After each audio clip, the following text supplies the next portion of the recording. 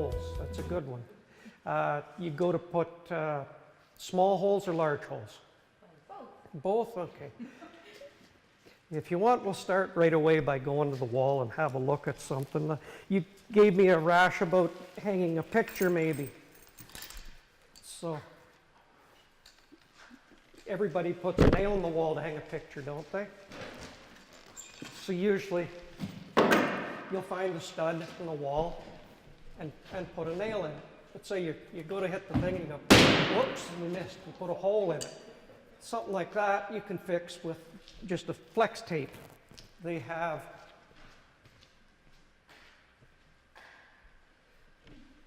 many types of drywall tapes that you can put on it. These are a sticky mesh back. They'll do for small fixes. I don't particularly like this stuff. Hundreds of thousands of people use this every day. It's a mesh product that sticks to the wall.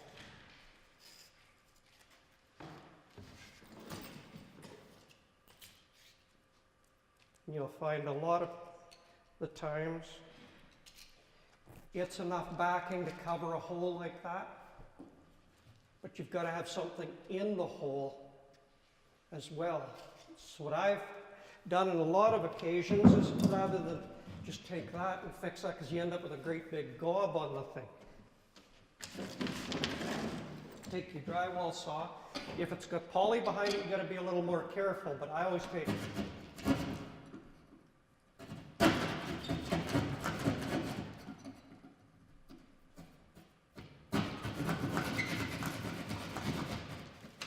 Now you notice how the tape's all tearing ragged here?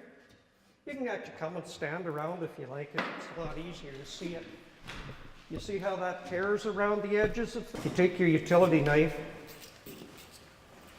and go around it and just score the paper. Like that.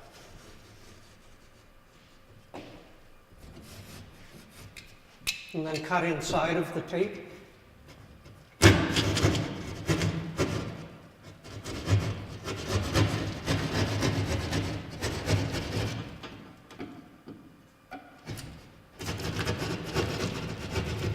What you're left with is a reasonably clean surface.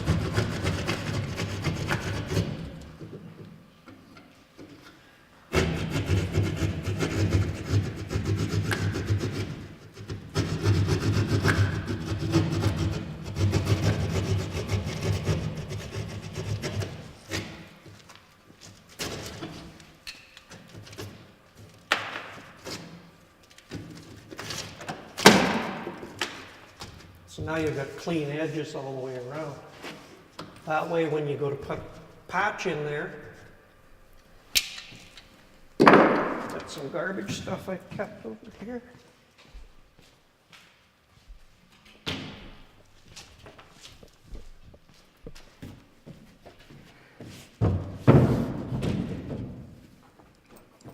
Measure twice, cut once, isn't that what I said? What my brother tells me all the time, but I don't know if it is small enough. You can take a trick sometimes with your knife.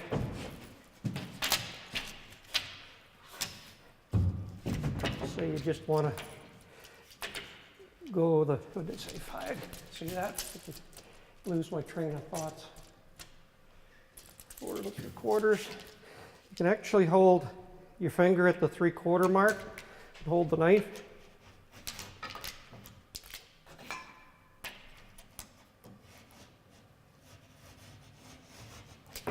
And it'll give you that cut.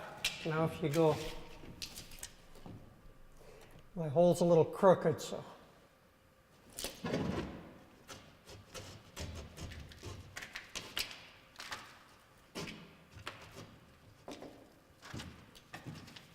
said 3.5.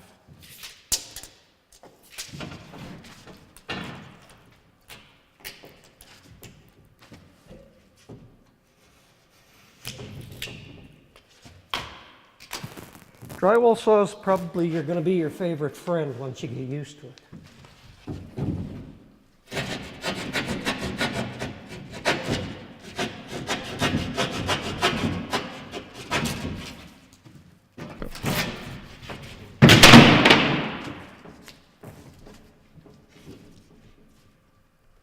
You see how it's a little tight? These rasps, you just take and clean it off. You can square it up fairly easily.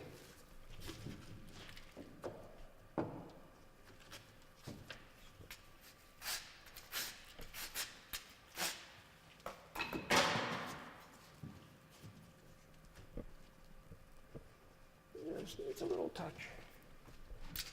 Sometimes just the smallest of tools makes your job a lot simpler. If everything's nice and square to go into it, doesn't even hurt if it's a 1/16 or even an 1/8 smaller than what's in here. And what's behind it isn't really a big problem, so that fits fairly snugly.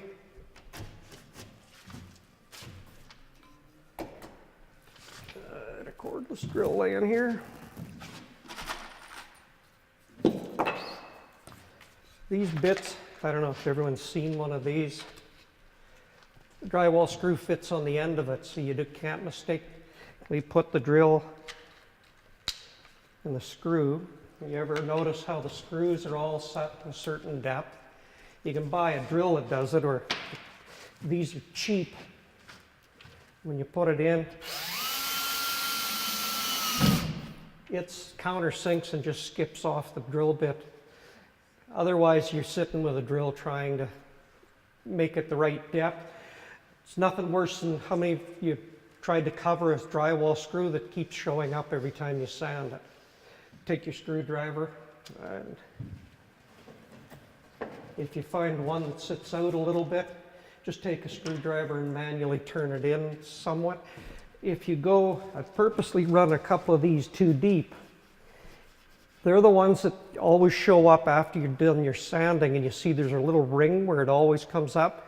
Once you broke the paper, drywall becomes spongy, so always put another screw then beside it, and either take this other screw out when you go to fill it. Because if you leave it there, every time that drywall board, if it isn't tight, moves, because of the insulation and poly behind it, it will always flex. So every time something touches the wall, it'll pop that drywall mud and break it around. So if you make sure you don't break the paper, like if you take a good look at some of these, they're just below the paper. Ideally, if you take a drywall knife,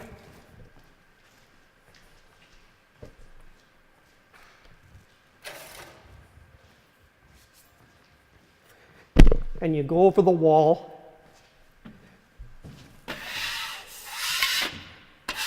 you can hear you hit that one. You can hear it tick. Just take your screwdriver,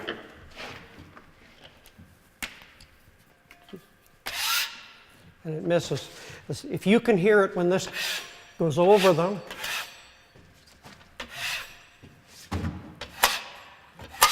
it'll come back to haunt you when you're trying to finish the wall. So it's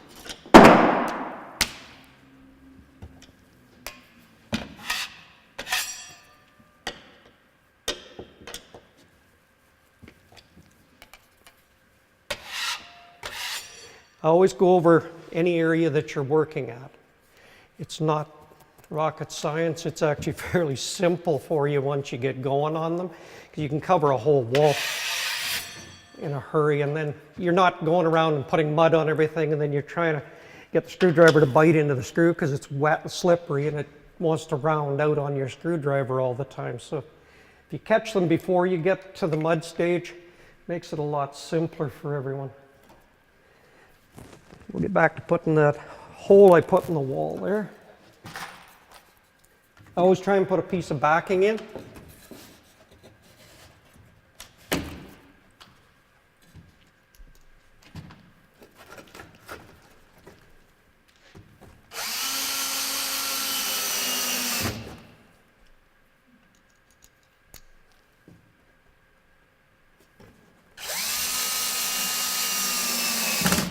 Doesn't have to be anything fancy, just something that'll take the piece that you've cut and fitted.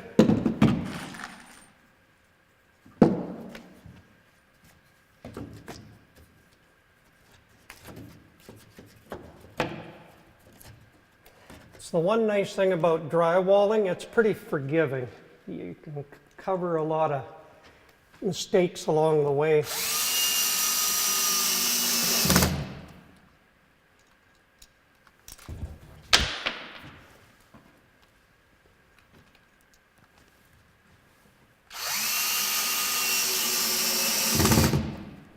So there, that'll be ready then. When you go to tape anything, you've got solid backing around it. Put tape over each joint. You always, every time you have a separation in paper, and like things like this, I always pull off. Because they will show up again on you. And there again, if you take the utility knife, where did I throw it? And just score it along the edge of that.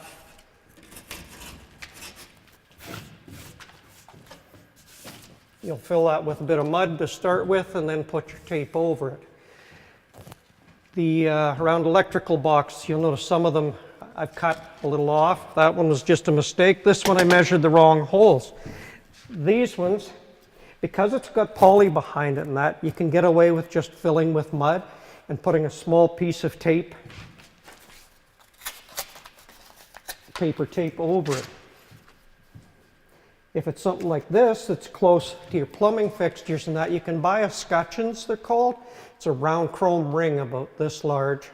You'll see a lot of cabinet guys will put them on over it, so it's really not an issue if it's in a cabinet somewhere. It's kind of unsightly, but for the average person, if you want, like so you're selling a house, you're opening a doors and showing cabinetry, if you see something that looks unfinished in it, they make split ring ones that open and then they snap back closed. You can put one of those on and it looks finished in it. So there's small things like that that will actually enhance what you're trying to sell probably. The average person, if they don't got it full of regular household items, they don't notice it. You know, so it's really not an issue for what myself, I'm a little on the anal side. I like something that's finished and covered over and doesn't look like someone took an axe to it to make it fit. And there's lots of homes around that I've seen stuff like that. When you get the small holes that you want covered like that, I use the paper. And when you apply it, it just covers that. You can flare it out. I always say you go at least 2.5 times the width of the paper to flare it out in an area that you're going to see. If it's out on a wall, butt joints and that always go out about yay wide, or wider if possible. If you're using a semi-gloss paint, it's hard to cover. They'd look down a wall that has been repaired and it's always going to show. If you use an eggshell finish on it, or even a satin finish, you won't notice things like that. They're a lot easier to cover with something that's not as high a sheen. Paints nowadays have better bath and kitchen paints out than years ago. Years ago, everybody said you always put a semi-gloss product in a kitchen or bathroom for moisture problems. Whereas nowadays they have more additives in the paints that seal it better in those areas so you don't run into those problems near as bad anymore. For drywall, if you were doing your renovation in your home, tearing things apart, you got drywall. These are what's called your seams. They're tapered seams so that when you tape it, your tape sits in there. It's a lot easier to finish. If you're going to apply mud, how many people use a wider knife? You should always try and use as wide as possible when you handle it. There's nothing worse than trying to patch drywall with a 2-inch knife, because what happens is you go along and you dab mud on things. Less is always better. Put 3 coats on it or something.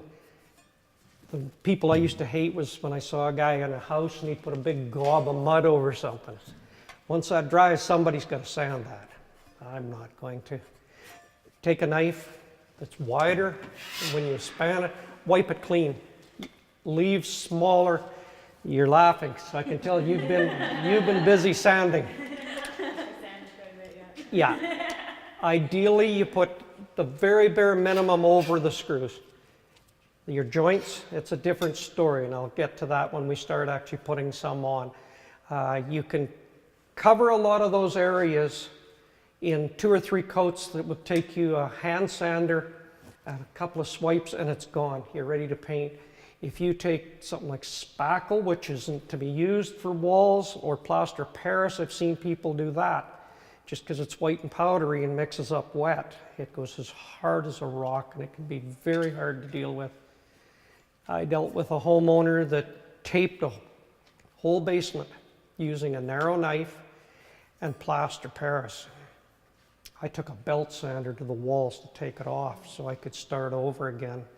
It can cause you a world of problems.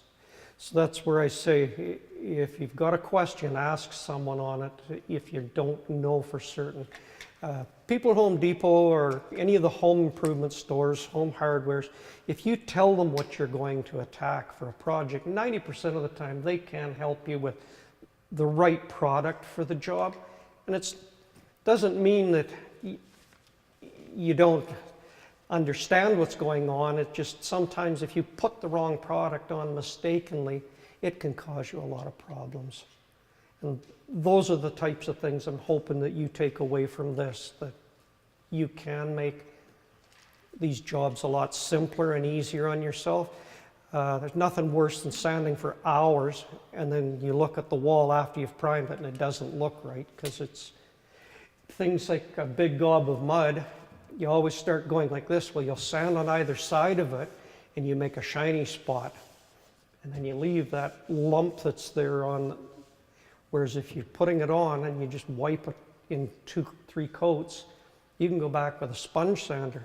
A sponge sander is just a small, exactly what it sounds like, sponge with aggregate.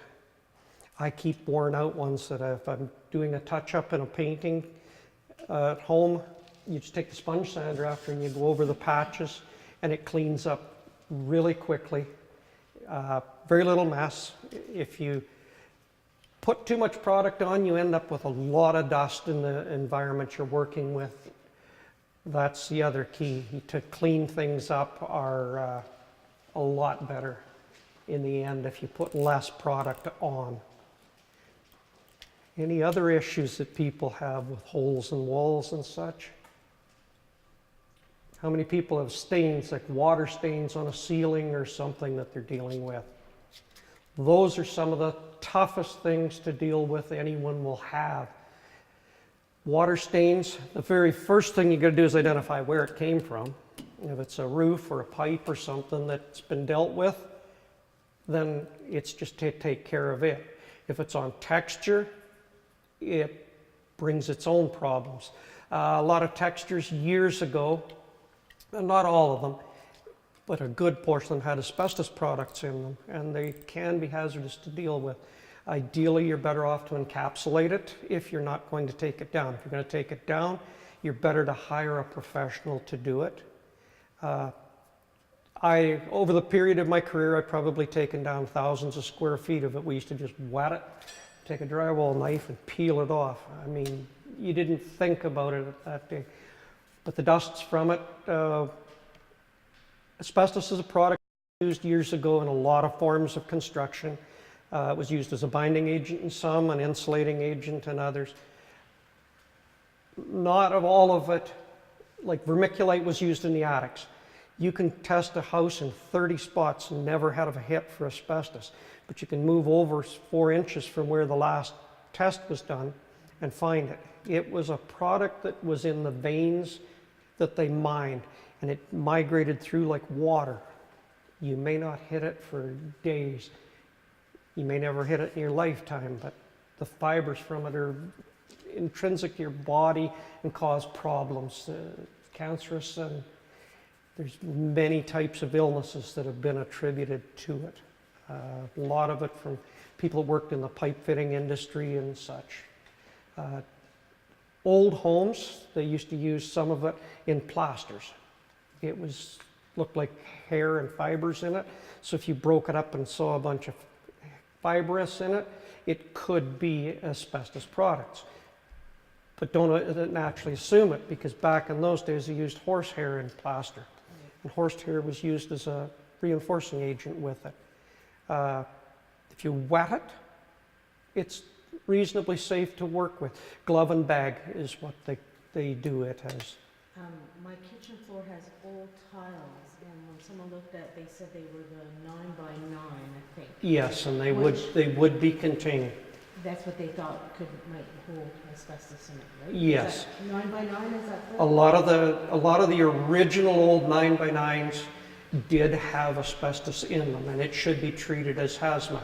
It can be removed as a glove and bag, which is you wear a mask, gloves, use a binding agent, type of a glue and water. You mist it on it, and you can peel it up with a utility knife and that, Or else just in case over, right? or go over it, depending on the layers of it. It's better to be left alone if it's you're able to. I think that's what they've done for many years, 'cause there's layers. Well, if and there's layers. too many layers, then it gets to, that comes into Yeah. another issue. Like an linoleum over top of it? Yeah, some of the vinyl products that were used years ago also, sheet flooring had it. Oh, okay. We deal with it daily in old PMQs at Shiloh, so. Going back to your water stains on ceilings and such, you always want to use a product like Kills or Bullseye. I use lacquer products, just a spray of aerosol. How many people have done like podging and such for crafts, and you can spray it with a clear lacquer. You want to encapsulate anything like a water stain because it will keep coming back through. So if you put a product like Kills or Bullseye or lacquer on it, lacquer's a little harsh in the home environment. If you want to open a window and a fan and you're only got a small spot, it works well because it dries really quick. Kills or that takes a period of time to dry because a lot of those products, or some of them are oil-based, a lot of them now have migrated over to a latex base or acrylics, and they are a little more friendlier, but they still have got to be dry before you go and top coat them again. Make certain you've covered the full area, go outside of it. That way then you're certain that once you apply your next layer of paints that it doesn't come through. Ceiling tiles, anything like that people are trying to deal with? I have that, like, popcorn ceiling, whatever, Yes. but it's fallen, it's on paper. Yeah, that's usually the first layer of the old plaster paper will lift off. Okay, and then it's like plywood underneath it. Yeah, they were put on that way sometimes. I've seen that done late 50s, early 60s style. Some of those were done that way. There's different schools of framing were used back then. Plywood backing on ceilings was quite prevalent in some areas. Some of the areas of town here, I've seen a few. We run into it on some of the modular style homes that were built back in the older days. Simpson Sears, McLeod's, and a couple of others used to sell prefab homes, and they came with paneling on the back sides of some of their panels. So When I will get it there, have, will it have asbestos in it? should not. The stipple might, but the papered side is, if you take and wet it before you take it down, it should come off quite easily.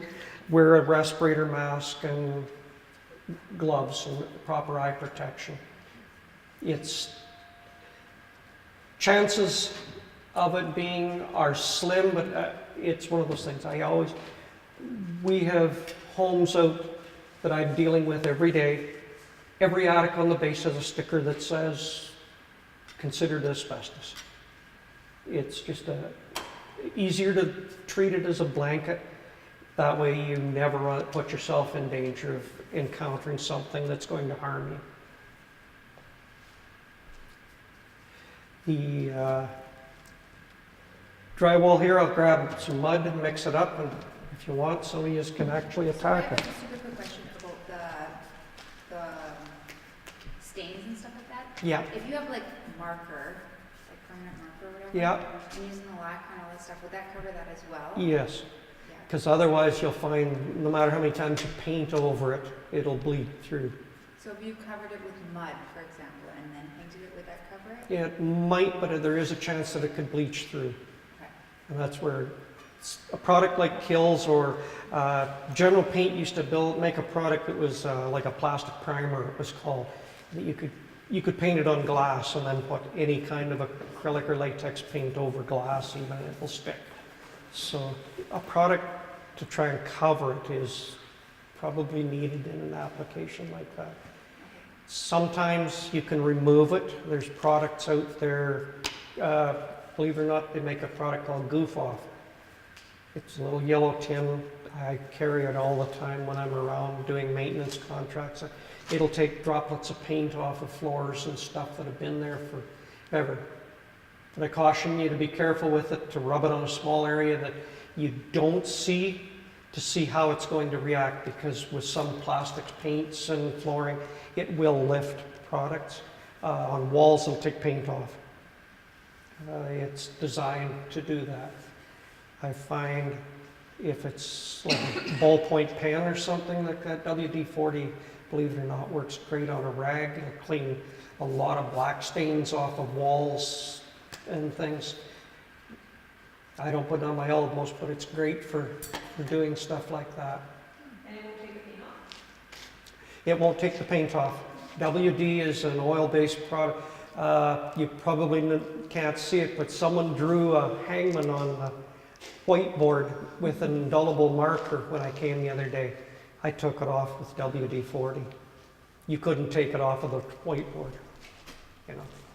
So it sometimes takes a little bit of rubbing with a cotton cloth or something, but it will take a lot of stuff off and not harm the backside. Then just take a soapy rag or something and wipe the oily residue off, because it is a silicone base. If you try and top coat paints over top after, it will bubble off and it won't stick. I'll grab a little bit of mud and some tape. Like I said, different knives have different purposes in that. There's a cheap little piece. If you're doing in the very corner, otherwise you're relegated to one side with a knife. And when you go to put this side in, it pushes the mud back around the corner on you. You know, $5 piece like that, you just put it down the corner and away you go. So, like I say, and you'll see a variation of widths.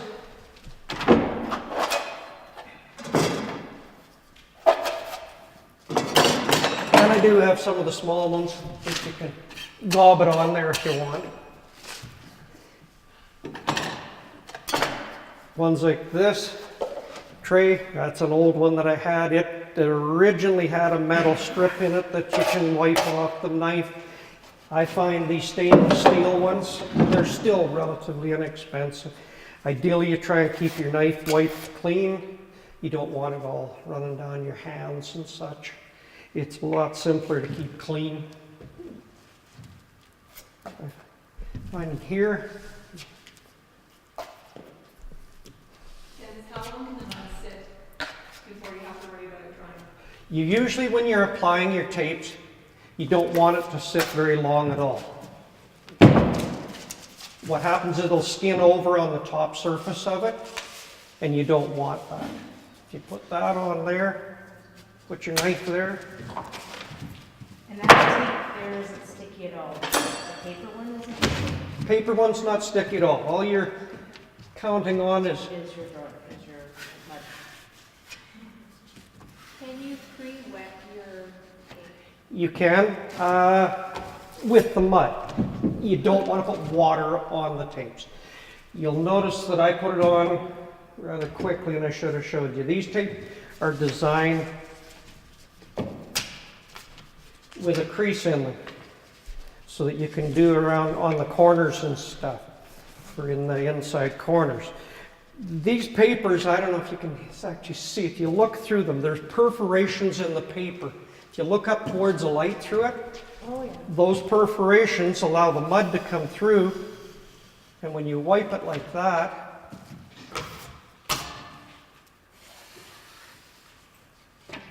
that's your first coat. And I always find if you put pressure on the back side of the knife and bend it like this, or like this, and just wipe like that. So fair amount of pressure. Yeah, but you'll notice that it's a relatively smooth finish already. You don't want to leave ridges or lumps along the edge, because once they dry, you've got to usually take a knife or something, scrape them off, or clean them off. Because if you go to coat over top of them, they'll have a tendency to break off and get in the product that you're working with. And how many times have you tried to wipe down a wall and you find it digs into the mud and leaves a big long line down it? That's from a little bit of rubble or debris that have come off the sides of things. Ideally, that's a tapered joint like that. You'll flare out to about here, and that's when you'll use a wider knife. I'll just cheat a little. Usually you leave it till it's all dry.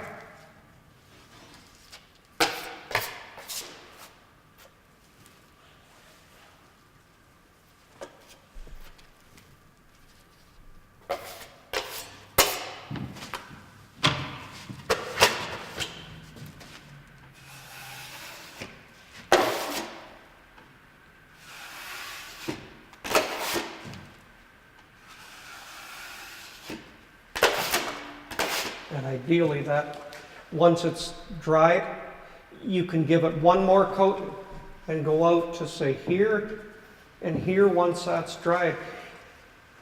It'll take very little sanding. Like if you take a close look at that from the angle, there's very little to be removed off of that. So if you take your hand sander after and just go, don't sand in one spot. You always want to try and sand by moving in areas there. And how many coats would you put on that? 2? That'll put 3. A butt joint, which is what this is, where it's non-tapered, I'll go 4. I'll take it out wider. When you're patching up stuff like this,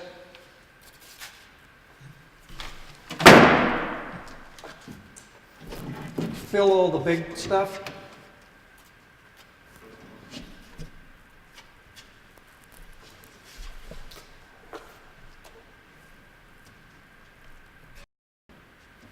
Don't worry about putting too much on.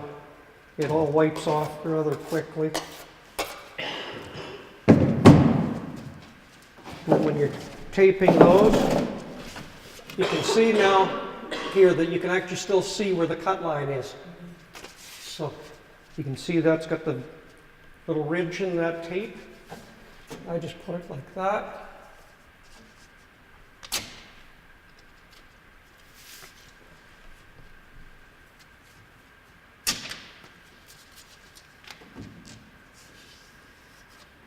Wipe it, and then I just cheat a little.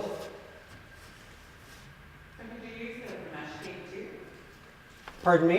Could you use the mesh tape You can. if you didn't have the paper? Yeah, if you didn't have the paper tape, you can put and try to overlap each one just a little. I cheat by putting this on here from what I wiped off of the other spot. So you do the same thing with the mesh tape, like put a little bit of, You don't need to put the mud on before you put the tape on then. You can just put the tape right on. say the step, use your mesh. There again, I cheat a little as I go.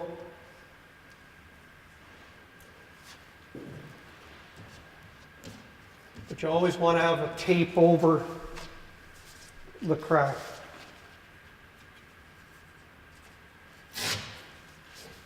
And this is where If your tape overlaps, it can overlap. it can overlap.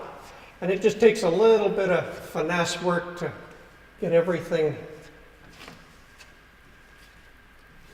pressed out. And ideally you try and push as much of the mud that's behind it out of the tape. But you'll find on these short pieces, put your finger on one corner to push it out, because you can see how the mud all came up in that center portion.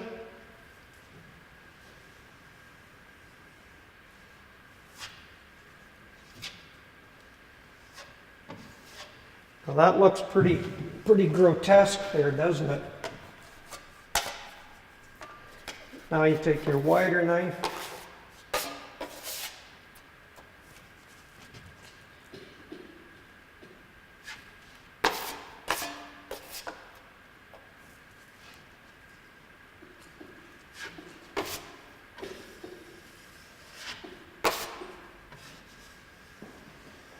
You can see I've put a little pressure on that outside edge. And you always leave the center portion. Then just gently take the center off.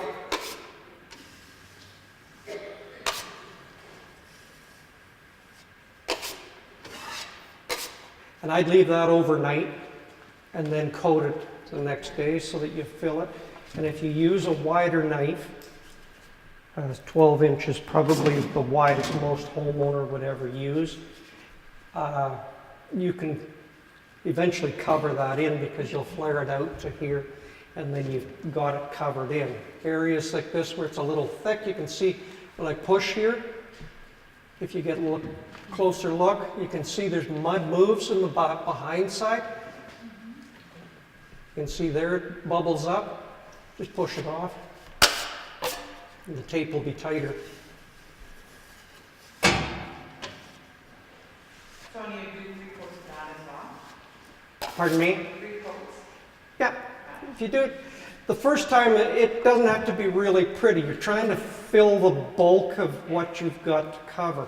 But you don't want to put so much on there that it's an unsightly mess to deal with when it's hard. It's very easy to deal with when it's still like this. It's one of those things where you can't fix it immediately. It's something that you've got to kind of take the time to do it proper. I'll move a bit of this stuff out of the road here quickly, and someone can tape these other joints here if you like.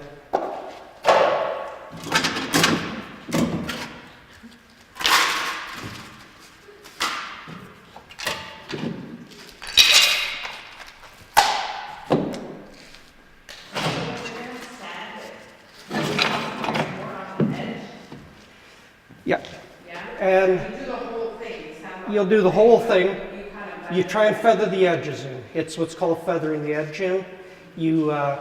I like to use a hand sander that I've had the paper used on because it doesn't take and bite quite so hard. If you're doing your first sanding, I put a new piece on every time, and then by the time you get to doing the edges of things, you can feather it out if you want. A sponge sander works good for that.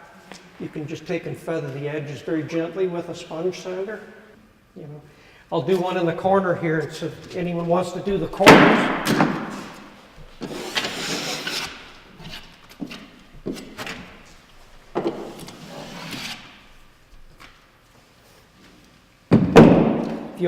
If you're doing much around your home and you've got your floors down, I always say if you put a piece of poly down, or if you've got drop cloths of some sort, take and put them down along the floor. And don't worry if you drop a little drywall mud, because it'll wipe up and clean up even after it's dry.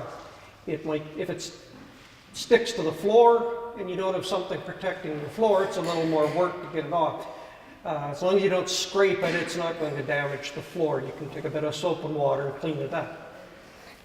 For something like this, for a corner, if you're going to do the corner, I always take, you can notice there's a fair gap in the backside here. If you're going to tape the corners, take the knife first, and I always fill them. Some people don't. I find there's less chance of sanding through the tape if the tape has got backing and you get a square corner with it. So I always take and just run the wall so that I know there's going to be material go down the back sides.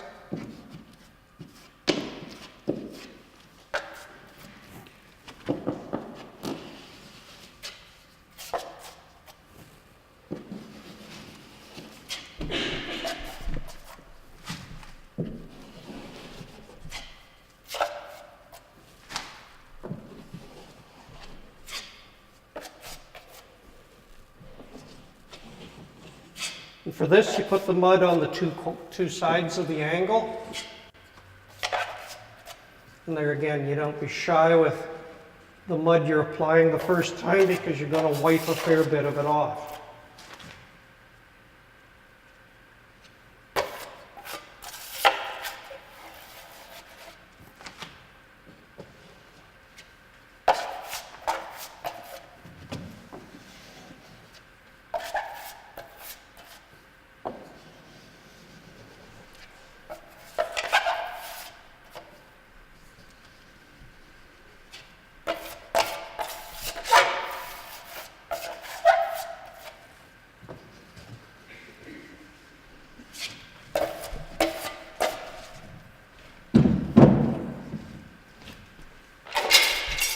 That's where this $5 little knife comes in handy.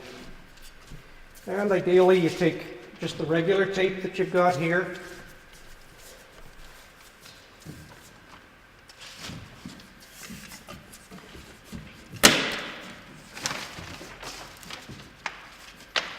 And that's a perfectly straight line down the tape, you just fold it.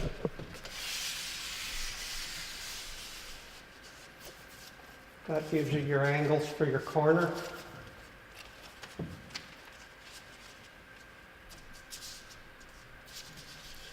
Just set it in like that. You can always just trim it to length by tearing it like that on the bottom. And the same thing. This will just find the corner. I always hold the tape just to get it started.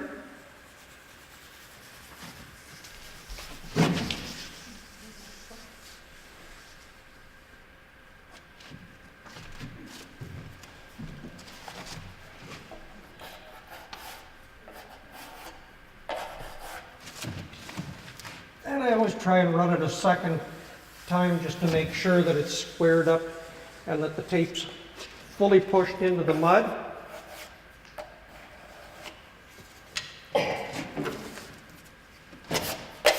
And then I take a wider knife and just gently lay it on the paper.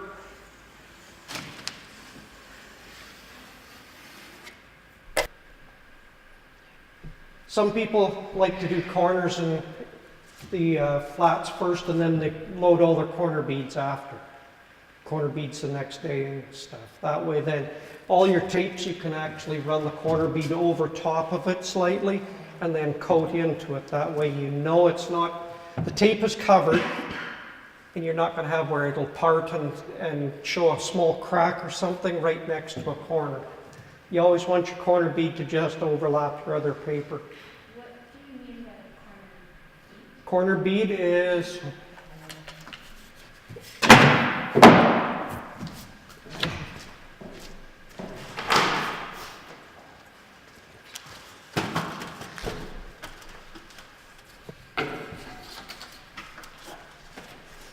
I cut one to go here. It's a metal back corner that's papered. They make them as well that they're a nail-on. They don't have paper. That's what I was explaining before. It goes on outside corners, and that's where you'll notice the angle of these is over-centered. It's not a square corner, so that your mud is coming from here out onto the wall. This metal edge is what you see if the corner is cocked the wrong way and it's like taped like this. It should actually tape like this to the wall almost. That way then you've always got somewhere that it can take the mud here. Some guys I've seen looking at this and they think they're overbent, so they'll try to straighten them up, and that's not what they're designed to do. This goes on an area like this here.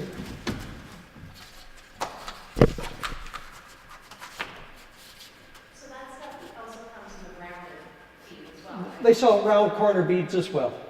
A lot of new housing nowadays is all rounded bead. Most older homes are all the square corner beads. And the paper back on these is the same as your tape here. If you look, there's perforations in this, in the paper. Oh, yeah. So the mud will actually come through the perforations. You can just see them, and you can actually feel it on them.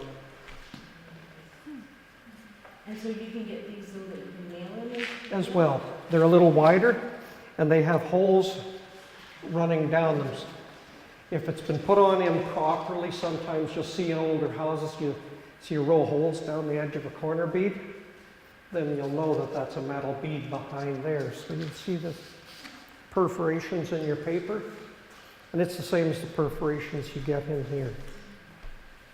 And ideally you want the mud just damp enough that the moisture does transfer right through this as well.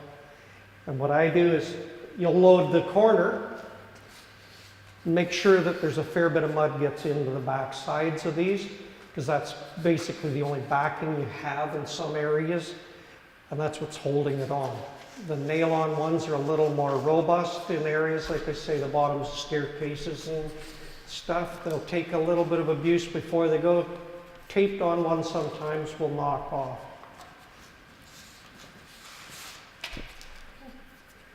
The off-angle ones, they make a tape for those.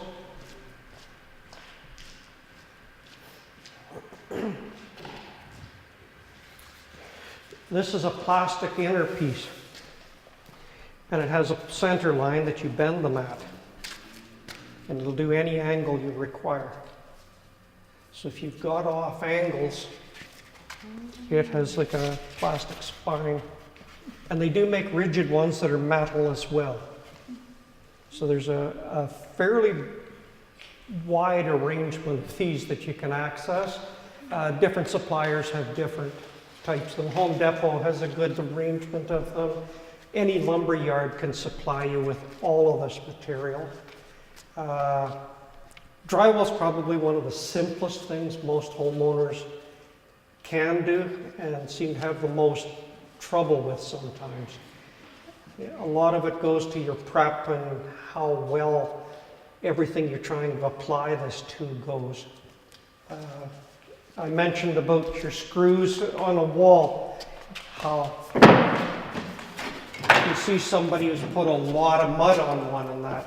When I do screws, I just take a little bit of it on the knife.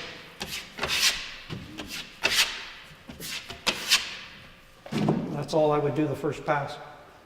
Run over the whole wall, do all your screws on the flats and on that. Come back the next day, give it a coat. This one, you notice the screw showed up. So right away you would grab your screwdriver, we're right through yet, and give that screw a tweak. And as long as it clears, you'd make another pass on it. Nothing worse than having someone that goes like this and leaves that. I think I saw somebody grinning about having to sand it, something like that once. So. But you can wipe it right clean so there's nothing left around. And that way, if you come the next day, and it may not take much other than you can notice there's just a little air pocket there. That's all that you'll fill the next time. So when you come to sand, when you take the hand sander and you just go over it and just take any of the rough edge off, you'll not see those screws on the wall. You want to tape that top piece there with the off angle. It's the same way as these here. You'd fill the corner of it.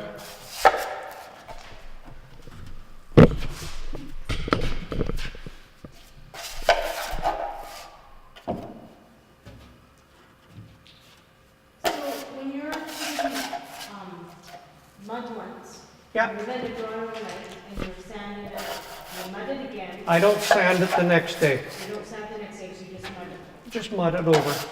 All I do the next day would be to take my drywall knife and just run the knife over the top of it to knock any, debris off the top, because you don't want that getting into your mud, because that's the ones then when you go to run your knife, you'll have that line goes down the mud and you'll find there's a little wee dry piece of crumbly stuff that's stuck into it. If you find that in your mud box sometimes, just take and wipe it off on your, as you see, I'm terrible for you, wipe it on your pants or have a garbage can with something that you just wipe the blade. That's why you'll notice I always do this. You keep the knife dry and clean any of the drier stuff that's on it won't give you any type of trouble when you're trying to run that mud on. And how long do you have to let a muddy dry? Like, do you have to let it? Till it's dry. Till it's dry. So it you might can be a day. literally do it in the morning and maybe be able to do another. If it's thin. Taping, I always say at least a day and a half you'll leave it. Unless the house is extremely dry. You'll notice I'm filling that fairly full. Because I don't want that soft spot in the back not filled in.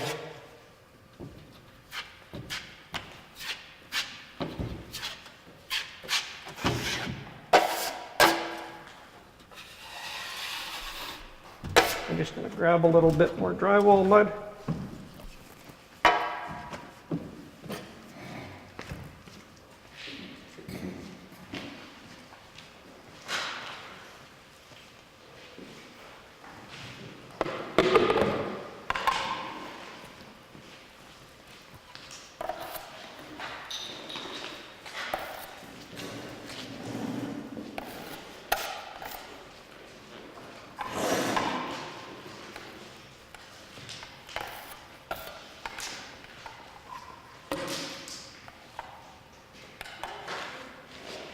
Pardon? There's one right here.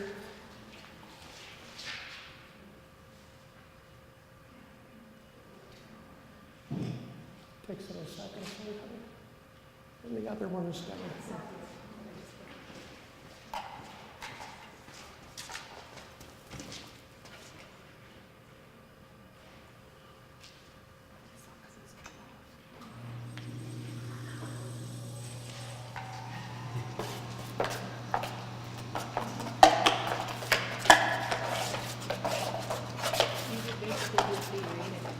Pardon? You're doing figure eight in it too? Yeah, just kind of something just to stir it, and I knock all the little air bubbles and stuff out of it.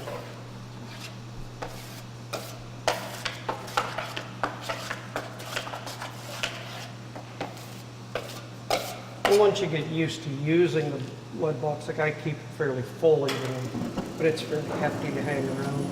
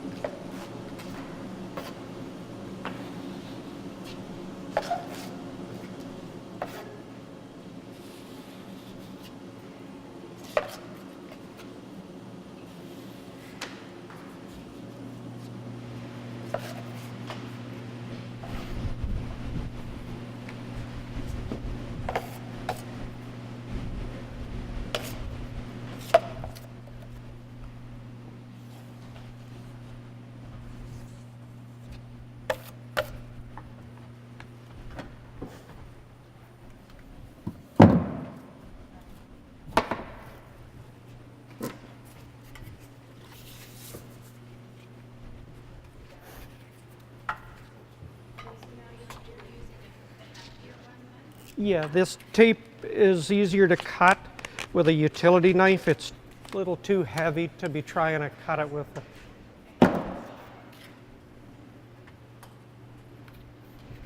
And there again, you just kind of bend it.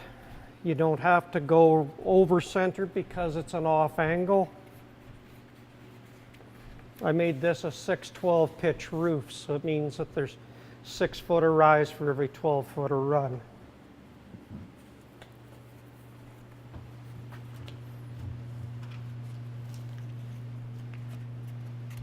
And you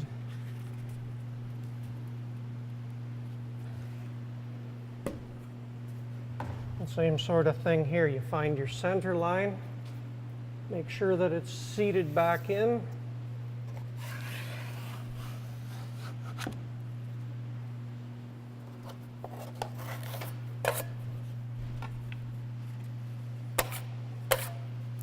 You'll notice I'm a messy housekeeper when I do this.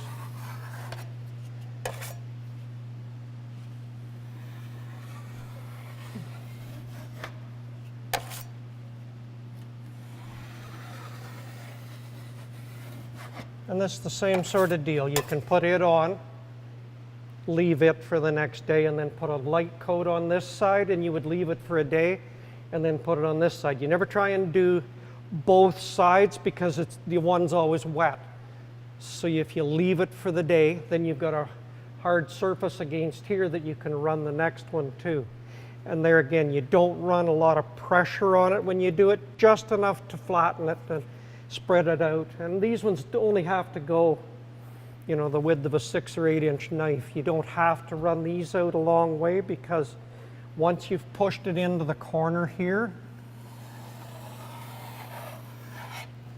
you'll see that the edge of the knife only has a very, very little surface area. It's less than a 16th that needs to be filled in there. So a light skim covers the tape portion of it and flares it out to about here, so that when you go to sand it again, it's just a light sanding on the very outside edges and knock anything that's on the heavier side off on the other.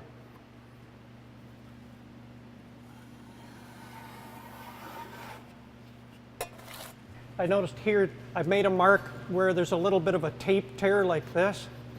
Those are terrible things to try and fix. So ideally I peel whatever loose products are on it. That knife's got a cap on the end of it for a reason. You take it and just go like this and create a small indentation. I've done that there. When you take the mud, same as you do with the screws, and even if it's a large one like a doorknob, as long as it's recessed enough and there's no loose materials,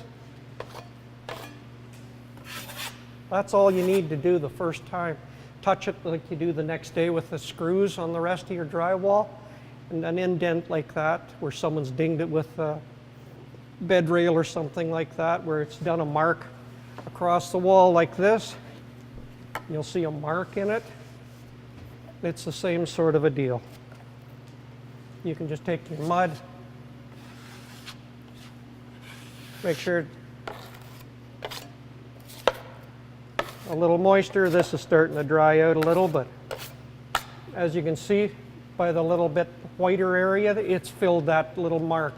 So little blemishes like that are quite easy to touch up. And there again, go with a little wider knife because you're covering a wider area and it stays flat. There's no problem with the smaller knives rocking your hand, and you'll end up with little lumps and bumps on it. And there again, you end up sanding an awful lot more than is really required then. You'll probably notice the one thing I harp on is less is better of this when you're putting it on. You don't mind putting a lot on when you apply it, but when you walk away from it, you should be able to look at the wall and actually visualize what the finished product is going to look like, because it shouldn't be all wavy and waffly looking. That's the purpose of, like I had said to you, the wider knives. It's the key for a homeowner, I think, because you don't have to gauge where the level is on the knife, because the wider one sits flat to the wall and you use a broader area to make that nice, neat. How many times have you taken something too narrow and tried to go across here and you get a whole bunch of lines that you end up having to keep filling because your knife isn't spanning a wide enough area to bridge it? I think that's one of the biggest keys for people, is to get their head wrapped around that fact. It's a little awkward to use the first few times, but once you've figured it out, I think you had no problems here once you understood the feel you're supposed to get when you wipe it along. It comes cleanly off, and it's a lot less work for you the next day if you're going to get ready to paint. If you can take a hand sander, I use this style of a hand sander. It's a little larger than some of the small block sanders that a lot of people use. A block sander and stuff you'll find will dig in. They're awkward to handle. These, you've got a proper handle to hang on to. It cleans off things. You've got a lot of contact area, so it's easy to keep it flat. What's the frame set by the You can get coarser. I use a little bit finer material and I'll use more sheets. I never throw them away because I use the sheets that this is just a blocking piece that I've manufactured up. It keeps the sandpaper nice and flat. And most of the time I'll use either a 150 or a 180 grit sandpaper. This is just 2 scraps of plywood that I use to keep. I find a lot of the time when you buy the paper from the stores and you sat around your home for a while, it's curved up real bad. So when you put it on a hand sander and you go to sand, the edges bite in and you end up with lines when you sand. So if you can put it in a book or set it between a couple of heavy books if you're storing it. Just remember where you put it. But if you keep it nice and flat, like you'll notice that sheet's probably 10 years old and it's as flat as the day I bought it. That way they don't dig in when you go to utilize it. Guys that are in the trades they're buying boxes of this stuff every day.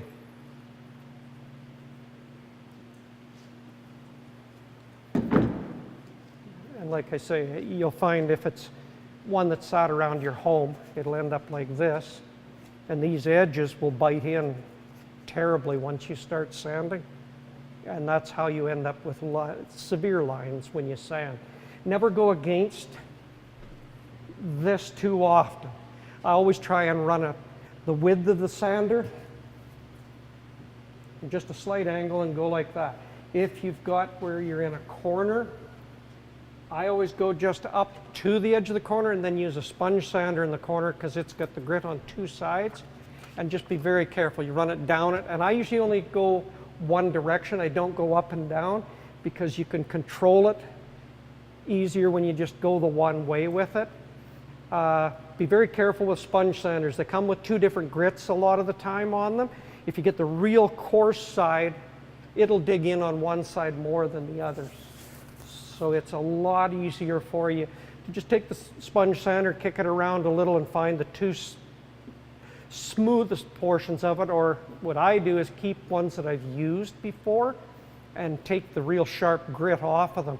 If you get a new piece in that and you're trying to go in to do finer finishing in that, take it and rub it on a wall on all sides and take all the coarse stuff off of it. Or take a piece of lumber, rub the coarseness off it, and you should end up with something that's like this, that's a lot smoother finish. Sponge sanders are mass produced and they're not, the quality control on some of that maybe isn't as good. I find the ones you buy from a paint store or a wholesaler like the lumber yards and that are a little better quality. Dollar store sells them. I mean, they're the ones that I often say to people, knock the rough edges off because they may not be 100% true when you go to do them. Once they've been used a few times, they lose the real coarse grit and it takes a little more sanding, but they leave a nice smooth finish. They're great for doing spot patching, like if you're just going to patch a wall for a repaint, you patch them up, and if they're just small things like nail holes from hanging pictures, or kids had a piece of tape on the wall, it's taken some of the finish off. You can just take a sponge sander after you've patched it and if you've done it like these where it's a very small, like that one there, that's ready to paint. That's how little, those are dry enough that you can, and you, no. The tapes, I try and go along the tapes. If you go back and forth, up and down like this, and you don't, it takes years of experience to know how to keep it perfectly flat, whereas if you're running along the tape, you're more apt to stay flat. If you go this way and you happen to place more pressure in one area, it ends up like this. So that's why I always say, buy a hand sander like this that's going to have more contact area, and then you hold it at a bit of an angle. Don't go straight up and down like this because you'll have a tendency to dig a valley into it. If you span it, and just that. And then the edges, you can just feather the edge like this until you see it just shadows off. That's ready to go. You know, you don't want to keep sanding an awful lot at it. That's the easiest way to get good results from patching and taping and things like that, is just the little things for prep. It's not an expensive thing to buy. You know, a few sheets of this paper can do you for a long time. And it's a valuable tool for you in the end. If you had to pay somebody to come in and paint, you know, square footage price nowadays is a lot more than it was years ago for an average person. Homeowner can do 90% of this. Once we get to the painting end, I'll show you the importance of sanding between coats and stuff as well. A lot of people will put multiple coats of paint on and never sand between coats. I always sand between coats. I've seen walls that you can throw a sweater up and it'll hang on the little fuzz off rollers and bits of pieces of lint and dust that have stuck in the paint over years of it. And you can go like this on the wall and feel the coarseness of it. So we'll touch on that when we hit the painting end of it. So.